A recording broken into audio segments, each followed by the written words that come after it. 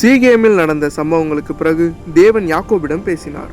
நீ எழுந்து பெத்தேலுக்கு போ, அங்கே குடியிருந்து நீ ஏசாவிடமிருந்து தப்பிய போது உனக்கு தோன்றிய தேவனுக்காக ஒரு பலிபீடம் கட்டி என்று தேவன் உத்தரவிட்டார். இதை கேட்ட யாக்கோபு தன் குடும்பத்தாரை நோக்கி, உங்களிடத்தில் உள்ள பிற தேவர்களை அகற்றுங்கள், உங்களை சுத்திகரித்துக் கொண்டு ஆடைகளை மாற்றிக்கொள்ளுங்கள், நாம் பெத்தேலுக்கு போகலாம் என்று சொன்னான். யாக்கோபின் குடும்பத்தார் தங்களிடம் இருந்த எல்லா அந்நிய தேவர்களையும் காதுகளில் இருந்த விக்கிரக ஆபரணங்களையும் யாக்கோபிடம் கொடுத்தார்கள். யாக்கோபு அவற்றை சீகேம் அருகிலிருந்த ஒரு கர்வாலி மரத்தின் கீழ் புதைத்தான். அவர்கள் பயணத்தை தொடங்கிய போது தேவனுடைய பயம் சுற்றியிருந்த நகரங்களின் மீது வந்ததால் யாக்கோபின் குடும்பத்தை யாரும் பின்தொடர்ந்து தாக்கவில்லை. யாக்கோபும் அவனுடன் இருந்தவர்களும் கானான் தேசத்திலுள்ள லூஸ் என்னும் பெத்தேலுக்கு வந்தார்கள்.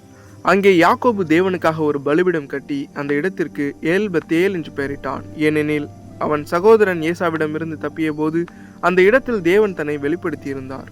அந்த சமயத்தில் ரெபேக்காவின் தாதியான தெபோரா மரணமடைந்தாள். அவளை பெத்தேலின் கீழிருந்த ஒரு கர்வாலி மரத்தின் கீழ் அடக்கம் செய்தார்கள். அந்த மரத்திற்கு அல்லோன் பாகூத் என்று பெயரிட்டார்கள். இது யாக்கோபின் குடும்பத்தில் ஏற்பட்ட ஒரு வேதனைக்குரிய நிகழ்வாக இருந்தது. தேவன் மீண்டும் யாக்கோபுக்கு தோன்றி அவனை ஆசீர்வதித்தார். தேவன், உன் பெயர் இனி யாக்கோபு எனப்படாமல் இஸ்ரவேல் என்று அழைக்கப்படுவாய். நான் சர்வ வல்லமையுள்ள தேவன். நீ பலுகி பெருகி உன்னிடமிருந்து ஒரு ஜாதியும் பல ஜாதிகளும் உண்டாகும். ராஜாக்கள் உன் சந்ததியிலிருந்து தோன்றுவார்கள்.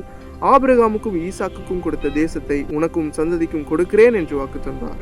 தேவன் தன்னுடன் பேசிய அந்த இடத்திலிருந்து மேலேறி போனார். யாக்கோபு அந்த இடத்தில் ஒரு கல் தூணை நிறுவி அதன் மேல் திராட்சரசமும் எண்ணெயும் ஊற்றினான். அந்த இடத்திற்கு பெத்தேல் என்று பெயரிட்டான். பின்னர் அவர்கள் பெத்தேலில் இருந்து பயணித்து எப்ரத்தாவை நோக்கி சென்றார்கள். வழியில் ராக்கேல் பிரசவ வேதனையில் இருந்தால் அவள் பெஞ்சமினை பெற்றபோது கடும் வேதனையால் மரணமடைந்தாள்.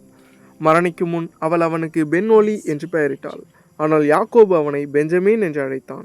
ராக்கேல் பெத்லகேம் என்று அழைக்கப்படும் எப்ராத்தாவிலே அடக்கம் செய்யப்பட்டாள். யாக்கோபு அவள் கல்லறையின் மேல் ஒரு நினைவு கல்லை வைத்தான். பின்னர் இஸ்ரவேல் பயணத்தை தொடர்ந்து மேற்கொண்டான். இவ்வாறு இந்த அதிகாரமானது தேவனுக்கு கீழ்ப்படிதலும் மனம் திரும்புதலும் அதற்கான தேவனுடைய பாதுகாப்பும் ஆசீர்வாதமும் எவ்வளவு முக்கியம் என்பதை நமக்கு எடுத்து காட்டுகிறது.